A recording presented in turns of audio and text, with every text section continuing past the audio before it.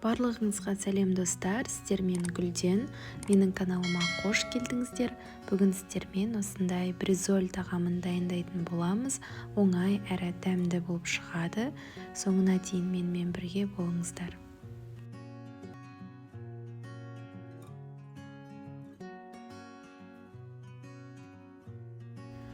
Ең алдымен фаршқа дәмдеуіштерін саламыз. Бір жұмыртқа қосамыз, және де аздаған сүт қосып, фаршты жақсылап араластырамыз.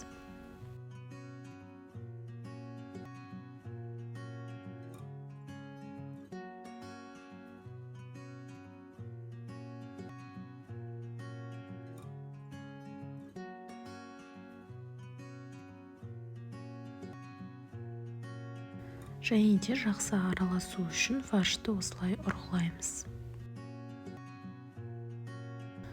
Мен мына жерде 3 порцияға арнап дайындап жатырмын. Кейін осылай фаршты 3 бөлікке бөліп дөңгелектеп аламыз.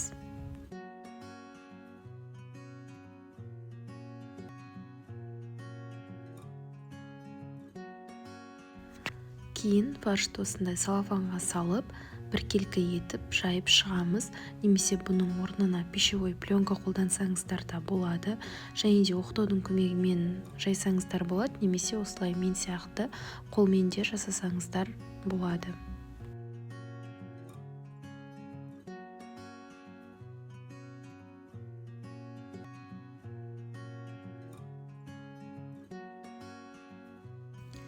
Достар, сонымен қатар менің каналымда гуляш тағамының да рецептісі бар.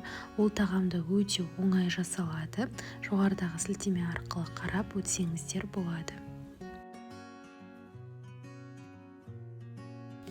Міне фарштарымызды осылай дайындап аламыз.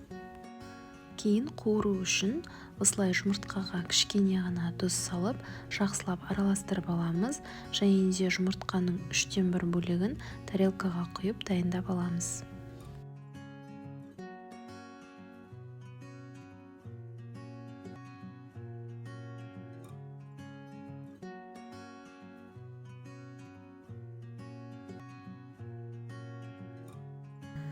Кейін дайын болған фаршты салафанын ашып, жұмыртқаға саламыз, және де қызып тұрған табада қуырып аламыз. Газдың астын қаттыға қоймаңыздар, өйткені арасы піспей қалуы мүмкін, яғни асықпай қуырып аласыздар.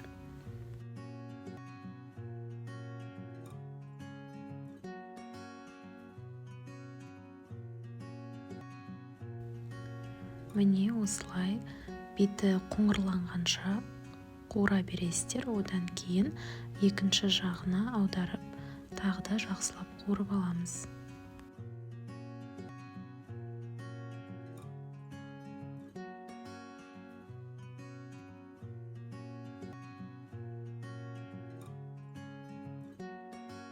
Келесін қуырар кезде табада сұйық май жеткіліксіз болса, тағы да сұйық май қоссаңыздар болады.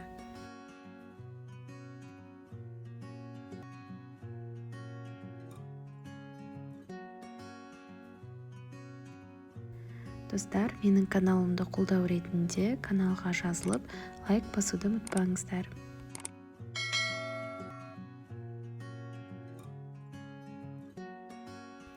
Одан кейін арасына майонез немесе творожный сыр жақсаңыздар да болады, және де мен арасына тек қана помидор салдым, сіздер сонымен қатар қияр салып орасаңыздар да болады.